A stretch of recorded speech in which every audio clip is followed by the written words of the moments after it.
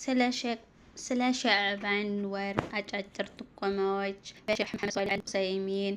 አሰላሙ አለይኩም ወራህመቱላሂ ወበረካቱሁ። ወደ ቻናሌ ቤተሰቦች እንዴት ናችሁ? ሰላም ናችሁ ወይ? ከአልሐምዱሊላህ ሰላም ነኝ። ሰላማችሁ ብዝት ይበል። ሐቂቃ ከገባ ብለን ይደረሰ ማለት ነው። ሱብሃንአላህ አላህ መልካምታችን ይቀበል። የከርሞ ሰው ይበላል።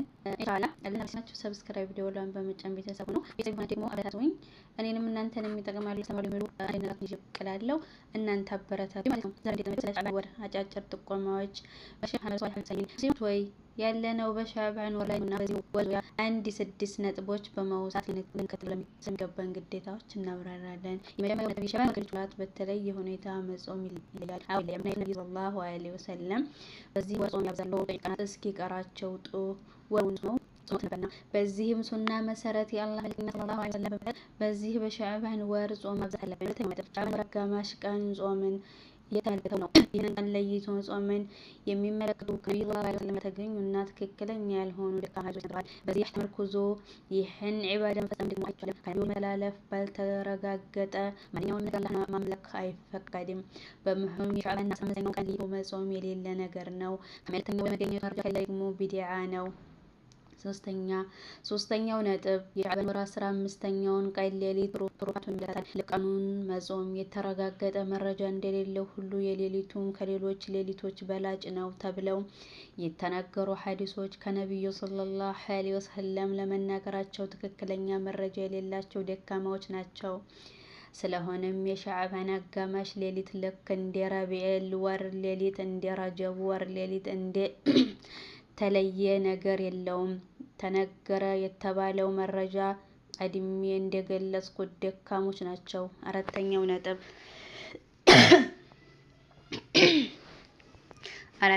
ነጥብ ይህችን የ15ኛዋን ሌሊት ለየት አድርጎ ዝግጅት ፈጥሮ ማሳለፍ ቢድዓ ነው። ነብዩ ሰለላሁ ዐለይሂ ወሰለም ለየት አድርገው ያሳዩን ሌሊቱን የሚሰግድ አምልኮትም ዝግጅትም የለምና፣ ስለዚህ ምሽቷ ልክ እንደ ሌሎች ምሽት ናት። አንድ ሰው ከዚያች ሌሊት በፊት የሌሊት ሰላት መስገድ ልምዱ ከነበረ በዚያች ሌሊትም ተነስቶ መስገዱ ልክ እንደ በፊቱ ነውና ችግር የለውም። ካልሆነና በፊት የማይሰግድ ከነበረ ዛሬ በሸዕባን ሌሊቱ ኒስፈን ለየት አድርጎ መስገድ የለበትም። ምክንያቱም ከአላህ መልእክተኛ ሰለላሁ ዐለይሂ ወሰለም ያልተገኘ ተግባር ነውና። ከዚህም የከፋው ደግሞ አንዳንዱ ሰው የሆነ ያህል ረክዓ በዚህ ምሽት ይሰግዳል በሚል ለየት ያደርገዋል። ይሁንና ከነብዩ ሰለላሁ ዐለይሂ ወሰለም ይህን ምሽት ነጥሎ ለየት ማድረግ ስላልተገኘ ይችን ምሽት በሰላት ልዩ አናደርግም። አምስተኛው ነጥብ የአላህ ሱብሃነሁ ነገሮች የሚያደርገው ውሳኔ በሸዕባን 15ኛው አጋማሽ ምሽት ነውን? ምላሹም አይደለም ሲሆን ምሽቷም የመወሰኛይቱ ሌሊት ለይለቱል ቀድር አይደለችምና ነው። ምክንያቱም ለይለቱል ቀድር በረመዳን ውስጥ የምትገኝ ምሽት ናት። ኃያሉ አላህ እንዳለው ኢና አንዘልናሃ እኛ አወረድነው ማለትም ቁርአንን ለመጀመሪያ ጊዜ ያወረድነው ማለቱ ነው። ይህም ሙሉ ምዕራፍ ሲነበብ እንዲህ ይላል። ኢና አንዘልናሃ ፊ ለይለቱል ቀድር ወማ አድራከ ማ ለይለቱል ቀድር ለይለቱል ቀድር ኸይሩን ሚን አልፍ ሸህር ተነዘለ።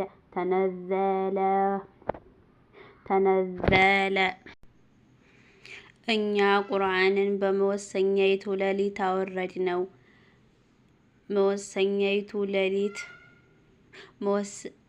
መወሰኛይቱ ሌሊት ምን እንደሆነች ምን አሳወቀህ? መወሰኛይቱ ሌሊት ከ1000 ወር በላጭ ናት። በእርሷ ውስጥ መላእክትና መንፈሱ በጌታቸው ፈቃድ በነገሩ ሁሉ ይወርዳሉ። እርሷ እስከ ጎህ መውጣት ድረስ ሰላም ብቻ ናት። ይህ ክስተትና ምሽቱ መቼ እንደሆነ ሲገልጽ እንዲህ ይላል። እንድትጾሙ የተጻፈባችሁ ያ በእርሱ ውስጥ ለሰዎች መሪ ከቅን መንገድና እውነትን ከውሸት የሚለዩ ገሳጮች አንቀጾች ሲሆኑ ቁርአን የተወረደበት የረመዳን ወር ነው። በእናንተም ወሩን ያገኘ ሰው ይጹመው። በሽተኛ ወይም በጉዞ ላይ የሆነው ሰው ከሌሎች ቀኖች ቁጥሮቹን በልኩ መጾም አለበት።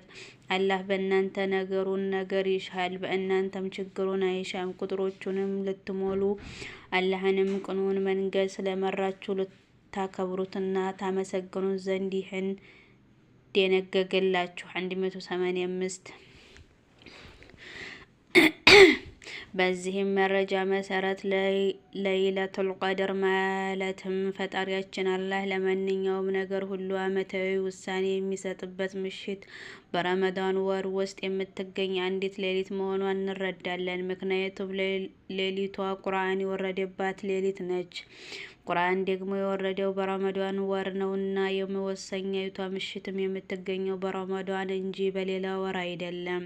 ስለሆነም የሻዕባን አጋማሽ ሌሊት ለይለቱል ቀድር የመወሰኛይቱ ምሽት አይደለችም። በዚያች የሌሊትም ለአመቱ የሚሆን ምንም የሚወስን ነገር የለም። ስድስተኛው ነጥብ የሻዕባን ወር አጋማሽ ቀን ላይ አንዳንዶች ምግብ አዘጋጅተው ለድሆች በሚል የሚያከፋፍሉትና የእናት ራት፣ የአባት ራት ወይም የወላጆች ራት የሚል እንዲሁም በአገራችን የእህል ዘሮችን በአንድ ላይ ሰብስቦ በመቀላቀልና ከዚያም መጀመሪያ ግቢ ውስጥና ውጭ በመበተን አመቱ የጥጋብ የእርጋታ ይሁንልን የሚሉት ሁሉ ለነቢዩ ያልተላለፉትን ከሰሃቦችም ሪድዋኑላሂ አለይሂም ያልተገኘ መጤ የሆነ ቢድዓ ነው። እነዚህን 6 ነጥቦች ጠቅሼ ብቆጥርላችሁም ሌሎች ላብራራላችሁ የሚገቡ ሆነው ያለፍኳቸው እንዳሉ ግልጽ ነው። አላህ እኛንም እናንተንም ሱናን የሚያሰራጩ ቢድዓን የሚያስጠነቅቁና መርተው የሚመሩ ቅን የሆነውን የሚያቀኑ ያድርገን። ነቢዩ ሰለላሁ ዐለይሂ ወሰለም በጁምዓ ኹጥባቸው ወቅት እንደገለጹት ከምሪቶች ሁሉ በላጩ የራሳቸው ምሪት ነውና ቅኑን መንገድ የሚከተሉ በሳቸው አመራርም የሚመሩ ያድርገን። በማስተካከል ከንግግሮች ሁሉ በላጩ የአላህ ኪታብ ነው፣ ከአመራሮች ሁሉ በላጩም የሙሐመድ ምሪት ነው። መጥፎ ጉዳይ ማለት መጤዎች ናቸው፣ ሁሉም ፈጠራዎች ጥመት ናቸው ብለዋል። በድጋሚ ለዚህ ቻናል አዲስ የሆናችሁ ሰብስክራይብ፣ ደወሉን በመጫን ቤተሰብ የሆናችሁ አበረታቱኝ። ሰላሙላህ አለይኩም ወረህመቱላሂ ወበረካቱሁ።